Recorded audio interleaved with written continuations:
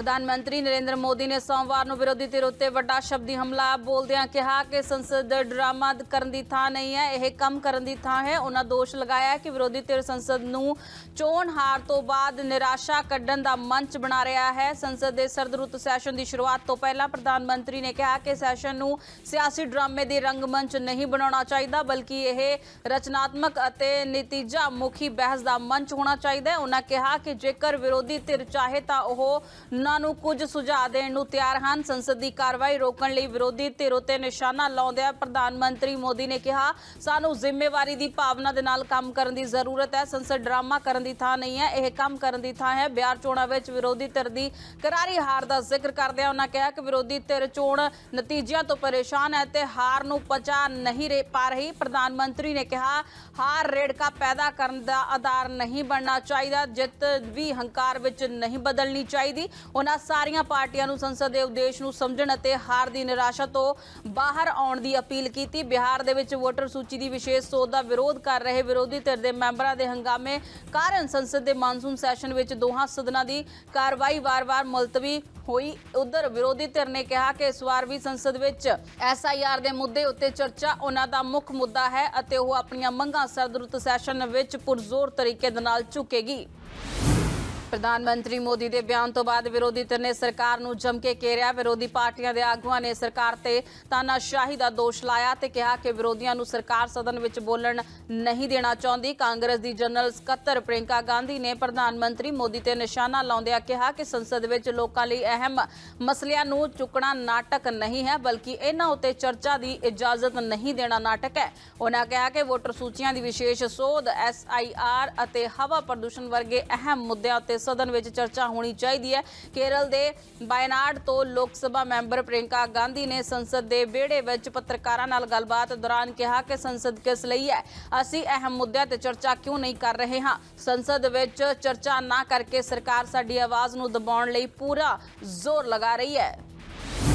कांग्रेस प्रधान मल्लिकार्जुन खड़गे ने प्रधानमंत्री नरेंद्र मोदी उत्ते पलटवार करदिआं कहा कि सरद रुੱਤ सैशन के पहले दिन प्रधानमंत्री ने संसद सामने मुख्य मुद्दों की गल करन दी बजाय फिर तो ड्रामेबाजी की। उन्होंने यह भी कहा कि भारतीय जनता पार्टी नूं हुण ध्यान भटकाउण दा नाटक खत्म करके जनता के असल मुद्दों उत्ते संसद में चर्चा करनी चाहिए है। खड़गे ने अपनी एक पोस्ट दे विच कहा, सरद रुੱਤ सैशन के पहले दिन प्रधानमंत्री मोदी ने संसद सामने मुख्य मुद्दों की गल करन दी बजाय फिर तो ड्रामेबाजी की की। सच्चाई यह है कि संसदीय मर्यादा और संसदीय प्रणाली नूं पिछले 11 साल तो सरकार ने लगातार दरड़िया है, उसकी लंबी सूची है। उन्होंने कहा, पिछले मानसून सैशन में ही घट तो घट 12 बिल जल्दबाजी में पास कर दिए गए, कुछ 15 मिनटा तो घट समय च कुछ बगैर चर्चा तो। पूरे देश ने पहला भी देखा है कि किस तरह किसान विरोधी काले कानून, GST, भारतीय नागरिक सुरक्षा संहिता वर्गे बिल संसद अंदर जल्दबाजी च पास करवाए गए। खड़गे ने कहा कि विरोधी धिर वोट चोरी समेत होर मुद्दों नूं पहला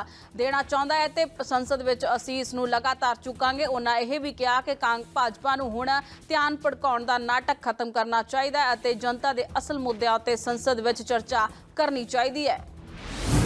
सुप्रीम कोर्ट ने सोमवार ਨੂੰ CBI ਨੂੰ देशव्यापी डिजिटल गिरफ्तारी घोटाले की एक एकीकृत जांच करने का निर्देश दिता है। अदालत ने भारतीय रिजर्व बैंक ਨੂੰ पूछा है कि वह साइबर अपराधियों द्वारा वरते जाते बैंक खातों का पता लगाने और फ्रीज करने लई आर्टिफिशियल इंटैलीजेंस की वरतों क्यों नहीं कर रहा है। भारत के मुख्य जज सूर्यकांत और जस्टिस जोय मल्या बागची की बैंच ने पश्चिमी बंगाल, तमिलनाडु, करनाटका ते तेलंगाना समेत सारिया गैर भाजपा शासित राज सरकारां नूं कहा है कि वह CBI नूं अपने अधिकार खेतर दे विच डिजिटल गिरफ्तारी मामलों की जांच करने की आग्या देण। बैंच ने RBI नूं एक नोटिस जारी किया जिस दे विच जवाब मंगिया गया कि साइबर धोखाधड़ी के मामलों में वरते जाने वाले बैंक खातों नूं फ्रीज करने लई AI जां मशीन लर्निंग तकनोलॉजी की वरतों क्यों नहीं की गई। सुप्रीम कोर्ट ने हरियाणा के एक बजुर्ग जोड़े की शिकायत के आधार पर एक खुद मुलाकात मामले में यह निर्देश देते हुए कहा कि साइबर अपराधी ज़्यादातर बजुर्ग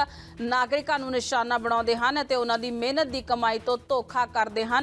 अदालत ने सूचना तकनोलॉजी विचोलिया डिजिटल गिरफ्तारी मामलों नाल संबंधित जांच विच CBI नूं वेरवे अते सहयोग प्रदान करने के निर्देश दिते।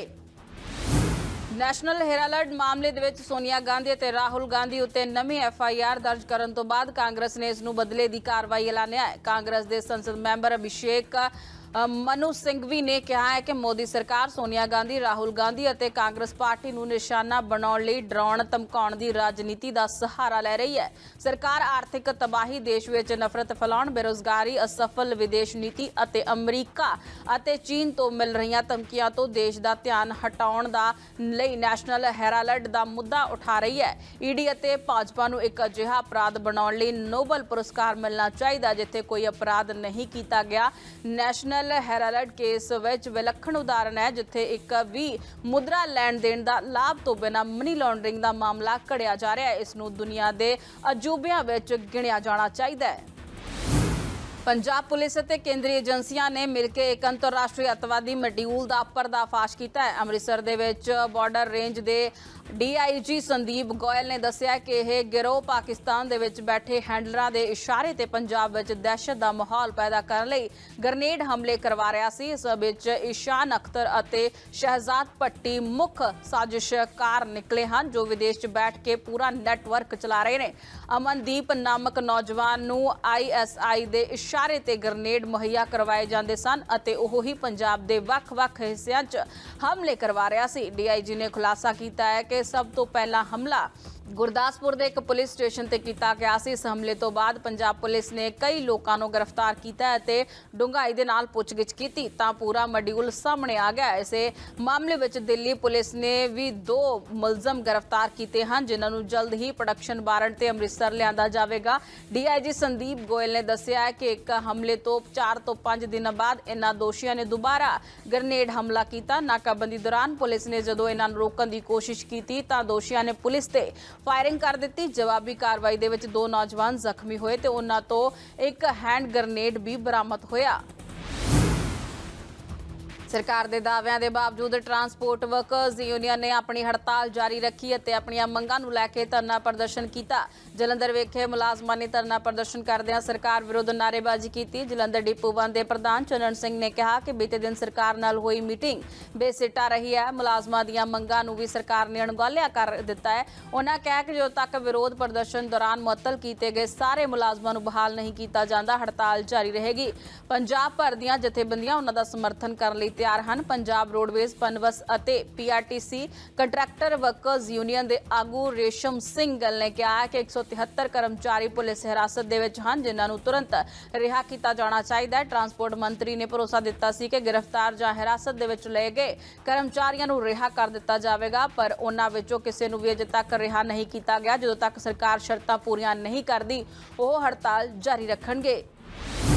हरियाणा पुलिस की स्पैशल टास्क फोर्स की सोनीपत यूनिट ने रोहित गदारा ते नवीन बाक्सर गैंग नाल संबंधित 7 सरगर्म शार्प शूटरां नूं गिरफ्तार किया है। मुलजमां तो विदेशी बने गैर कानूनी हथियार जां एक वड्डा जखीरा बरामद किया गया है जिस विच लगभग 200 जिंदा कारतूस भी शामिल ने। टीम ने सोनीपत के सैक्टर 7 के फ्लाईओवर तो अपराधियों को गिरफ्तार किया। गिरफ्तार किए गए मुलजम हरियाणा, पंजाब, दिल्ली और चंडीगढ़ दे विच एक वड्डी गैंगवार नूं अंजाम देण लई तैयारी कर रहे सन।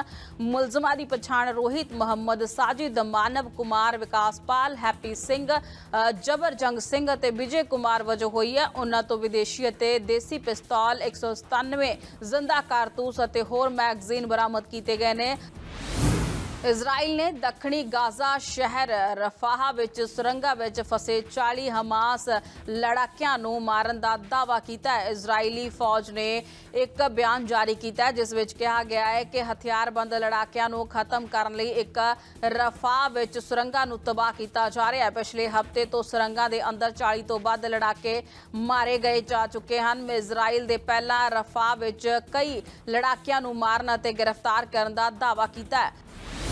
पंजाबी गायक और अदाकार दलजीत दोसांझ की फिल्म बॉर्डर 2 की नवी रिलीज़ मिति का खुलासा हो गया है। यह फिल्म हुण 23 जनवरी 2026 को रिलीज़ होएगी। दलजीत ने सोशल मीडिया पर अपना पहला लुक पोस्टर जारी किया जिस विच वो एयरफोर्स के पायलट की वर्दी विच दिखाई दे रहा है। सनी देओल और वरुण धवन पहला ही पोस्टर साझे कर चुके हैं। फिल्म की रिलीज़ विच काफ़ी समय लई देरी हुई क्योंकि federation of western India cine implies ने दलजीत की कास्टिंग ਤੇ ਇਤਰਾਜ਼ ਜਤਾਇਆ ਸੀ। ਸੰਗਠਨ ਦੇ ਦੋਸ਼ ਲਗਾਇਆ ਕਿ ਦਲਜੀਤ ਨੇ ਹਾਲ ਹੀ ਦੇ ਵਿੱਚ ਇੱਕ ਪਾਕਿਸਤਾਨੀ ਅਦਾਕਾਰਾ ਦੇ ਨਾਲ ਕੰਮ ਕੀਤਾ ਹੈ ਜੋ ਪਾਬੰਦੀ ਦੇ ਨਿਯਮਾਂ ਦੀ ਉਲੰਘਣਾ ਕਰਦਾ ਹੈ। ਨਿਰਮਾਤਾਵਾਂ ਦੀ ਅਪੀਲ ਤੋਂ ਬਾਅਦ ਫੈਡਰੇਸ਼ਨ ਦੇ ਸ਼ਰਤਾਂ ਦੇ ਨਾਲ ਰਿਲੀਜ਼ ਲਈ ਮਨਜ਼ੂਰੀ ਦੇ ਦਿੱਤੀ ਹੈ। ਬਾਰਡਰ 2 ਵਿੱਚ ਸਨੀ ਦਿਓਲ, ਵਰੁਣ ਧਵਨ ਅਤੇ ਦਲਜੀਤ ਮੁੱਖ ਭੂਮਿਕਾ ਦੇ ਵਿੱਚ ਹਨ।